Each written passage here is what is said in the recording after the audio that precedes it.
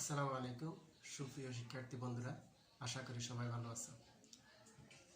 আজ আমি একাদশ ও দ্বাদশ শ্রেণীর ব্যবসা সংগঠন ও ব্যবস্থাপনা দ্বিতীয় পত্রের আরও একটি ক্লাস উপস্থাপন করছি।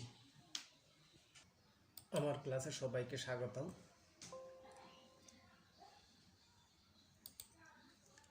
এ হলো শিক্ষক পরিচিতি। আমি মোহাম্মদ ইব্রাহিম খলিল, প্রভাষক ব্যবস্থাপনা, শাহ শরীফ ডিগ্রি কলেজ, মনোহরগঞ্জ, কুমিল্লা। পাঠ পরিচিতি, শ্রেণী দ্বাদশ, বিষয় ব্যবসা সংগঠন ও ব্যবস্থাপনা দ্বিতীয় পত্র, অধ্যায় দ্বিতীয়, পাঠ ব্যবস্থাপনার মূলনীতি। ব্যবস্থাপনা নীতি কি? ব্যবস্থাপনা নীতি হলো ব্যবস্থাপনা কার্য সম্পাদনের দীর্ঘ অনুশীলনের মধ্য দিয়ে সত্য বলে প্রতিষ্ঠিত কতিপয় সাধারণ নির্দেশিকা। স্যাম্বার বলেন, principal is a settled rule of action. কাজের সুনির্দিষ্ট নিয়মই হলো নীতি। টেলরের মতে, policy is a guide to action in areas of repetitive activity. অর্থাৎ নীতি হলো কার্যক্ষেত্রে ধারাবাহিক কার্যাবলীর নির্দেশনা। উপরের আলোচনা হতে ব্যবস্থাপনা নীতির তিনটি বৈশিষ্ট্য লক্ষ্য করা যায়। ১. ব্যবস্থাপনা নীতি হলো ব্যবস্থাপকীয় কার্যাবলী সম্পাদনের পূর্ব নির্ধারিত দিক নির্দেশনা। ২. এগুলো সুপ্রতিষ্ঠিত ও বাস্তবসম্মত, যা প্রাতিষ্ঠানিক লক্ষ্য অর্জনে সহায়তা করে। ৩. অপরিবর্তিত পরিস্থিতিতে ব্যবস্থাপনার নীতি প্রয়োগ একই ফল অর্জিত হয়। পরিশেষে আমরা বলতে পারি, ব্যবস্থাপনা নীতি হলো ব্যবস্থাপনা কার্য সম্পাদনের সাধারণ পথ নির্দেশনা। দীর্ঘদিন ব্যবস্থাপনা কার্য পরিচালনা করতে যেয়ে ব্যবস্থাপকগণ যে সকল নিয়ম নীতি পালন করে এসেছেন, তার মধ্য হতে সকলের নিকট গ্রহণযোগ্য বা সত্য বলে প্রতিষ্ঠিত নিয়ম নির্দেশিকাই হলো ব্যবস্থাপনার নীতি। এবার আমরা ব্যবস্থাপনার নীতি কি প্রশ্নটি সবাই একবার খাতায় লিখে ফেলব। ব্যবস্থাপনার মূল নীতিসমূহ। আধুনিক ব্যবস্থাপনার জনক হেনরি ফেওয়েল 1916 সালে ফরাসি ভাষায় অ্যাডমিনিস্ট্রেশন ইন্ডাস্ট্রিয়েলেট জেনারেল গ্রন্থে ব্যবস্থাপনা সম্পর্কে তার মতামত ব্যক্ত করে একটি বই প্রকাশ করেন। পরবর্তীতে 1929 সালে বইটি ইংরেজি ভাষায় জেনারেল অ্যান্ড ইন্ডাস্ট্রিয়াল ম্যানেজমেন্ট নামে প্রকাশিত হয়। বইটিতে ফেওয়েল ব্যবস্থাপনা সম্পর্কে সর্বপ্রথম 14টি সুনির্দিষ্ট নীতির কথা ব্যক্ত করেছেন, যা কিনা পরবর্তীতে সারা বিশ্বে সর্বজন স্বীকৃত হয়। নিম্নে ফেওয়েল প্রদত্ত ব্যবস্থাপনার মূল নীতিসমূহ আলোচনা করা হলো। ১. কর্মবিভাজন বা কার্য বিভাগের নীতি। প্রতিষ্ঠানের কাজকে প্রয়োজন অনুযায়ী বিভিন্ন ভাগে ভাগ করে প্রত্যেকের দায়িত্ব সুস্পষ্টভাবে নির্দিষ্ট করার নীতিকে ব্যবস্থাপনার কার্য বিভাজনের নীতি বলে। প্রত্যেকেই সহজ ও মর্যাদা সম্পন্ন কাজটি করতে চাইবে। অন্যদিকে প্রত্যেকের কাজ নির্দিষ্ট না থাকায় কাউকে জবাবদিহি করাও যাবে না। তাই একজন ব্যবস্থাপককে সবসময় সতর্কতার সাথে কাজকে ভাগ করে প্রত্যেক কাজের দায়িত্ব ও ক্ষমতা ব্যক্তিবর্গের মধ্যে নির্দিষ্ট করে দিতে হবে। এটিকে কর্মবিভাজন বা কার্য বিভাগের নীতি বলে। ২. কর্তৃত্ব ও দায়িত্ব সমতা রক্ষণের নীতি। কর্তৃত্ব হলো আদেশ দানের অধিকার, অন্যদিকে দায়িত্ব হলো জবাবদিহি করার বাধ্যবাধকতা। এই অধিকার ও বাধ্যবাধকতার সমতা রক্ষার নীতিকে কর্তৃত্ব ও দায়িত্ব সমতা রক্ষণ নীতি বলে। কোনো ব্যক্তির নিকট থেকে সঠিকভাবে কাজ পেতে চাইলে তাকে যেমনি কর্তৃত্ব ও দায়িত্ব বুঝিয়ে দিতে হয়, তেমনি উভয়ের মধ্যে যাতে সমতা বজায় থাকে সেটিও নিশ্চিত করা আবশ্যক। দায়িত্ব একজনকে হিসাব নিরীক্ষার দায়িত্ব দিলে তাকে প্রয়োজনীয় খাতাপত্র ও হিসাব তলব করার কর্তৃত্ব প্রদান করা উচিত। অন্যথায় তার পক্ষে হিসাব নিরীক্ষার কাজ সুষ্ঠুভাবে সম্পাদন করা সম্ভব হবে না। ৩. কেন্দ্রীকরণ ও বিকেন্দ্রীকরণের নীতি। প্রতিষ্ঠানে কোনো ধরনের সিদ্ধান্ত ব্যবস্থাপনার কোন পর্যায়ে গ্রহণ করা হবে, এই বিষয়ক নীতিকেই কেন্দ্রীকরণ ও বিকেন্দ্রীকরণের নীতি বলে। যদি এরূপ সিদ্ধান্ত গ্রহণের সকল ক্ষমতা ব্যবস্থাপনার উপরি পর্যায়ে সংরক্ষণ করা হয় তাকে কেন্দ্রীকরণ বলে। অন্যদিকে এরূপ ক্ষমতা নিচের পর্যায়ে ব্যবস্থাপকদের হাতে ছেড়ে দেওয়া হলে তাকে বিকেন্দ্রীকরণ বলে। একটা প্রতিষ্ঠানের জন্য কেন্দ্রীকরণ যেমন প্রয়োজন, বিকেন্দ্রীকরণও সমানই গুরুত্বপূর্ণ। 4. আদেশের ঐক্য নীতি। একজন কর্মী আদেশদাতা হবেন একজন মাত্র ব্যক্তি। এই বিষয়টি নিশ্চিতকরণের নীতিকেই ব্যবস্থাপনার আদেশের ঐক্য নীতি বলে। কোনো অধস্তন একজন ঊর্ধ্বতন এর নিকট থেকেই আদেশ লাভ করবে এবং তার কাজের জন্য ওই ঊর্ধ্বতনের নিকট জবাবদিহি করবে।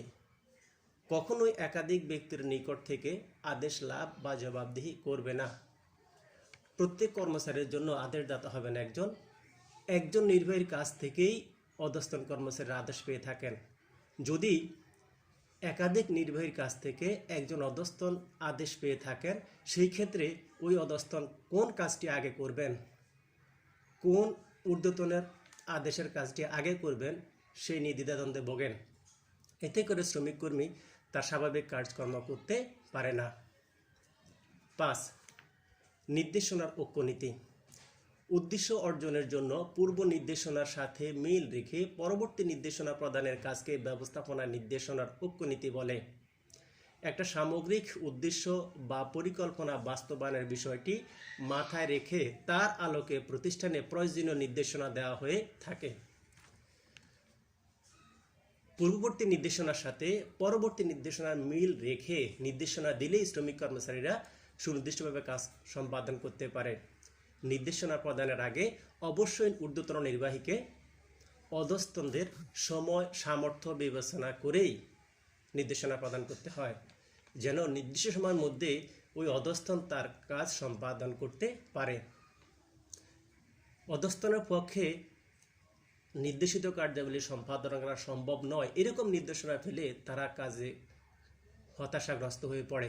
এই জন্য নির্দেশনার ঐক্য নীতি ব্যবস্থাপনার একটা মূল নীতি। 6. সাধারণ স্বার্থে নিজস্ব স্বার্থ ত্যাগের নীতি। ব্যক্তি স্বার্থের ঊর্ধ্বে প্রাতিষ্ঠানিক বা সাধারণ স্বার্থকে অগ্রাধিকার প্রদানের নীতিকেই ব্যবস্থাপনায় সাধারণ স্বার্থে নিজস্ব স্বার্থ ত্যাগের নীতি বলে। একটা ব্যবসায়ে কর্মরত প্রতিটি ব্যক্তি, বিভাগ ও উপবিভাগ যদি প্রাতিষ্ঠানিক স্বার্থকে বড় করে দেখে, সেই ক্ষেত্রে দলীয় চেতনা বৃদ্ধি পায় ও প্রতিষ্ঠানের স্বার্থে ছোটখাটো বিভেদ এড়িয়ে চলে। এতে প্রতিষ্ঠান অধিক মুনাফা অর্জন করতে পারে। সাধারণ স্বার্থে নিজস্ব স্বার্থ বা ব্যক্তি স্বার্থ ত্যাগ করতে হবে। প্রত্যেকটি বিভাগ ও উপবিভাগ যদি প্রাতিষ্ঠানিক স্বার্থকে বড় করে দেখে, সেই ক্ষেত্রে দলীয় চেতনা বৃদ্ধি পাওয়া সম্ভব, আদারওয়াইজ প্রতিষ্ঠানের লক্ষ্য অর্জন করা সম্ভব হবে না। 7. জোড়াময় শিকলের নীতি। প্রতিষ্ঠানের উপর থেকে শুরু করে একেবারে নিচের স্তর পর্যন্ত সাংগঠনিক নিয়মে প্রতিটি ব্যক্তি, বিভাগ ও উপবিভাগকে একে অন্যের সাথে যুক্ত করে দেওয়ার বা একই শিকলের অধীনে সবাইকে আবদ্ধ করার নীতিকেই ব্যবস্থাপনা জোড়াময় শিকল নীতি বলে। 8. নিয়মানুবর্তিতার নীতি। প্রতিষ্ঠানের জন্য উত্তম নিয়ম নীতি নির্ধারণ এবং তা মেনে চলার নীতিকে ব্যবস্থাপনায় নিয়মানুবর্তিতার নীতি বলে। প্রতিষ্ঠানে যথোযুক্ত নিয়ম নীতি না থাকলে এবং তার সংশ্লিষ্ট সবাই মান্য না করলে প্রতিষ্ঠান কখনোই ভালো চলতে পারে না। এই নীতি অনুযায়ী মনে করা হয় যে প্রাতিষ্ঠানিক নীতি ও নিয়মের প্রতি সকলের শ্রদ্ধাবোধ ও মান্য করার ঐকান্তিক আগ্রহ সফলতা অর্জনের জন্য অপরিহার্য। 9. শৃঙ্খলার নীতি। যোগ্য ব্যক্তিকে যোগ্য স্থানে এবং সঠিক বস্তুকে সঠিক স্থানে স্থাপনার নীতিকে ব্যবস্থাপনায় শৃঙ্খলার নীতি বলে। এক্ষেত্রে শৃঙ্খলা বলতে উপকরণাদির শৃঙ্খলাকে বোঝায়। প্রত্যেকটি উপাদান ও কর্মীকে তার উপযুক্ত স্থানে নিয়োজিত করতে হবে। যোগ্য ব্যক্তিকে যোগ্য স্থানে বসানো না গেলে কখনোই তার নিকট থেকে কাঙ্ক্ষিত ফল সম্ভব হয় না। অর্থাৎ প্রত্যেকটা ব্যক্তিকে তার যোগ্যতা, মেধা অনুযায়ী যোগ্য স্থানে তাকে নিয়োগ করতে হবে, তাহলেই প্রতিষ্ঠানের শৃঙ্খলা বজায় থাকে। প্রতিষ্ঠানের শৃঙ্খলা প্রতিষ্ঠানের উন্নতির জন্য একটা অন্যতম মৌলিক নীতি। 10. পারিশ্রমিকের নীতি। প্রতিষ্ঠানের প্রতিটা কর্মীর কাজের প্রকৃতি, মেধা ও যোগ্যতা ইত্যাদি বিবেচনায় উপযুক্ত বেতন ও সুযোগ সুবিধা প্রদানের নীতিকেই ব্যবস্থাপনায় পারিশ্রমিকের নীতি বলে। কর্মীর কাজের মূল্যায়ন হলো এই পারিশ্রমিক। এই ক্ষেত্রে প্রত্যেক কর্মীকে তার কাজের স্বীকৃতিস্বরূপ ন্যায্য ও সঠিক পারিশ্রমিক প্রদান করতে হবে। শিল্প প্রতিষ্ঠানের শ্রমিক কর্মীদের মেধা ও যোগ্যতা অনুযায়ী, কাজের ধরন ও প্রকৃতি অনুযায়ী যদি তাকে যোগ্য পারিশ্রমিক প্রদান করা না হয়, তাহলে কর্মীরা সবসময় হতাশাগ্রস্ত থাকে। এজন্য ন্যায্য পারিশ্রমিক প্রতিষ্ঠানের জন্য প্রদান অপরিহার্য বিষয়। পারিশ্রমিকের নীতিটাও ব্যবস্থাপনার একটা অন্যতম মৌলিক নীতি। 11. সাম্যের নীতি। প্রতিষ্ঠানের অধীনস্থদের সবার প্রতি সমান আচরণ বা স্নেহ প্রদর্শন নীতিকে ব্যবস্থাপনার সাম্যের নীতি বলে। প্রতিষ্ঠানের প্রত্যেক কর্মীকে ব্যবস্থাপনা একই দৃষ্টিতে বিচার করতে হবে, অর্থাৎ ব্যবস্থাপক একই যোগ্যতা সম্পন্ন ব্যক্তির প্রতি একই আচরণ প্রদর্শন করতে হবে।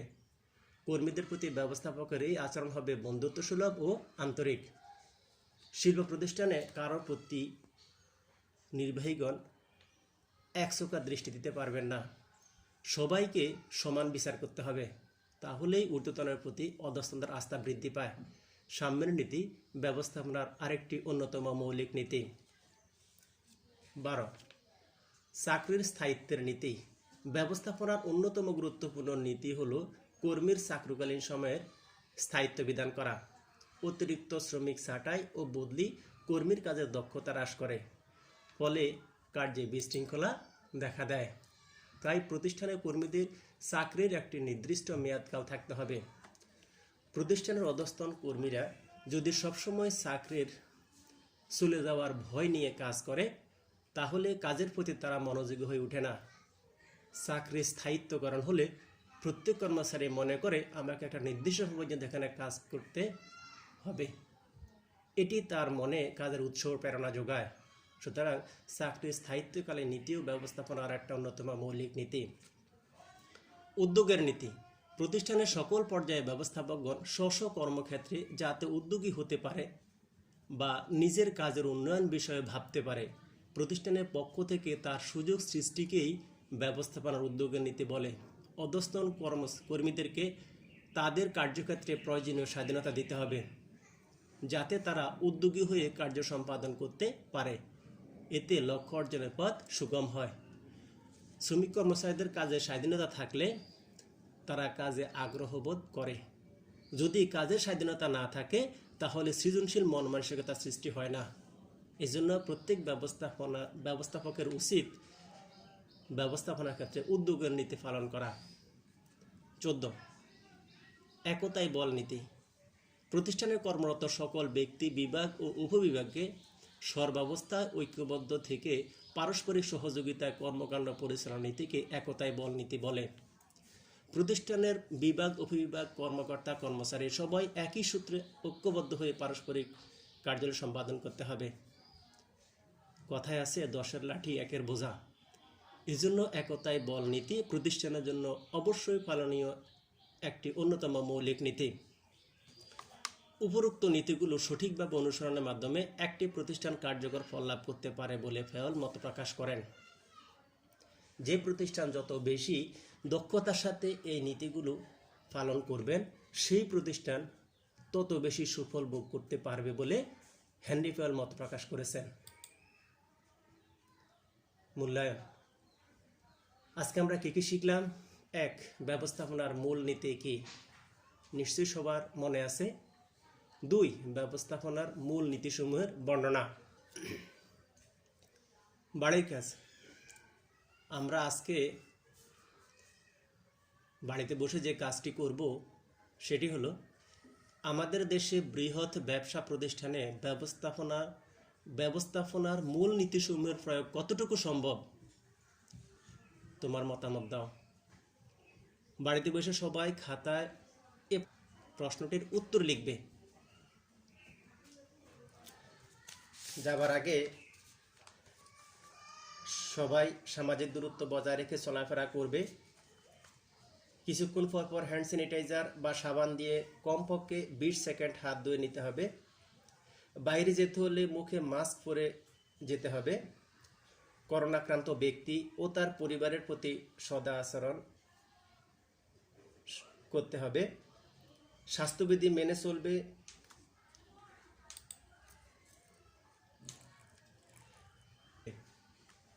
সবাইকে ধন্যবাদ।